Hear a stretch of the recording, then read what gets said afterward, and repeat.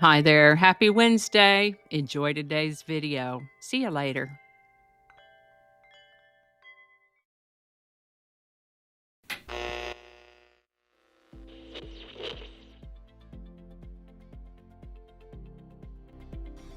Hi there, and welcome to this day in history for September 18th. September 18th is the 261st day of the year in the Gregorian calendar, 262nd in leap years, with 104 days remaining to the end of the year.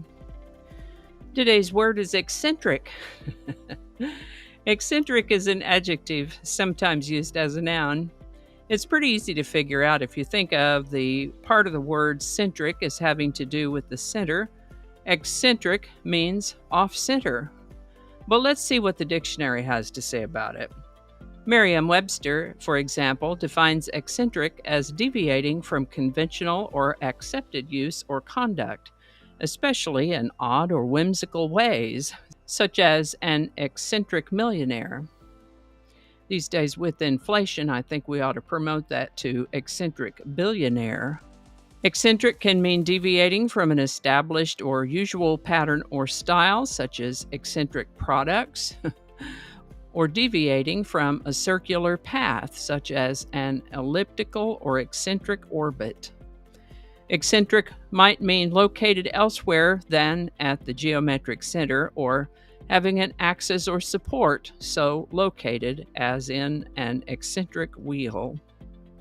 Sometimes the word eccentric is used as a noun, as in the elderly eccentric who lives on the corner, or a mechanical device that produces a reciprocating motion due to an eccentrically positioned wheel or gear. The word eccentric comes to us from Latin, Greek before that, a combination of words that had to do with not being at the center. First known use of the word eccentric is around the 1630s as an adjective, and a couple hundred years later, around 1827, as a noun, eccentric. The word eccentric was suggested by one of my viewers, and if you have a word you'd like us to explore in this Word of the Day section, drop it in the comments. We'll take a look at it.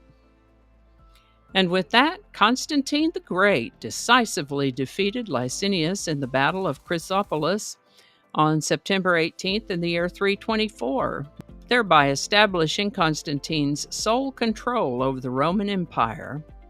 Constantine may have been a man before his time. He restructured the government, for example, separating civil and military authorities. To combat inflation, he introduced the solidus, a new gold coin that became the standard for Byzantine and European currencies for more than 1,000 years. While Constantine originally lived as a pagan, he came to follow Christian teaching and promoted tolerance for Christianity in the Roman Empire. The 12th back tune in the Mesoamerican long count calendar began on September 18, 1618. A Baktun, in case you're curious, takes about 144,000 days, which is about 394.26 what are called tropical years, which is simply the time it takes for a planet in the solar system, such as the Earth, to return to the same place in its position around the Sun. A little astronomical side trip in our discussion about Mayan Baktuns. The classical period of Mayan civilization occurred during the 8th and 9th Baktuns of the current calendrical cycle, which will have been during the years 250 to 900.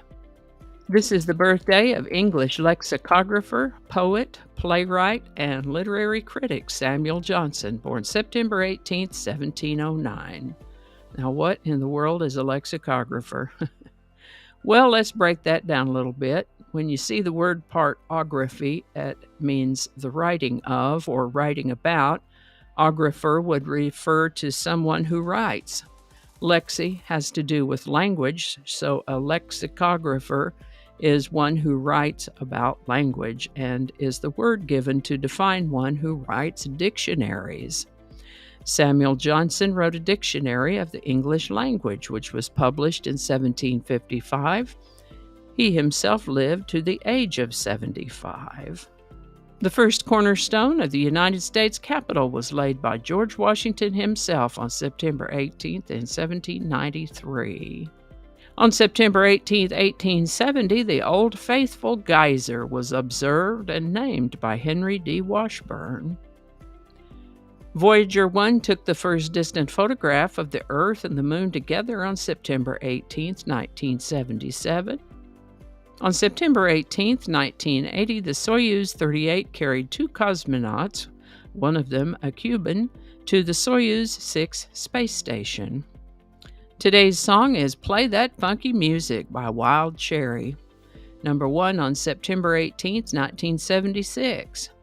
Wild Cherry had made a career of covering hard rock songs, but as the disco era gained traction, it became more challenging for them to find gigs because people wanted to dance. One night, while playing for a predominantly black audience, a patron asked the band, "Are you going to play some funky music, white boys?" Band member Rob Parisi grabbed a pen and wrote the song in about 5 minutes.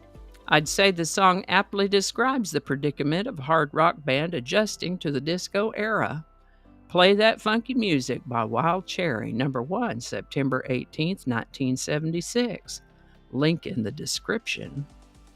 Lot going on today and for the rest of the week, actually, so we're going to restyle some quality videos for you.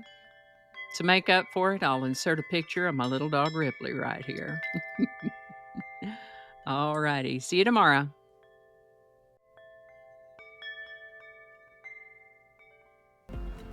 And I think that's going to do it for us today. Thank you so much for watching. Consider subscribing if you haven't already. Feel free to share this video with the link in your email, messaging, or social media. If you enjoy this series, you can check out the playlist that contains these videos. I'll put a link to that in the description. That description lives on YouTube, so for other platforms, I'll include a link to my blog page called No Really. You can also find me on Rumble, BitChute, and Odyssey. All those links in that description. Alrighty, that's all I can think of right now. Thanks again, and I'll see you next time. Alrighty, back to work. I think we got it this time.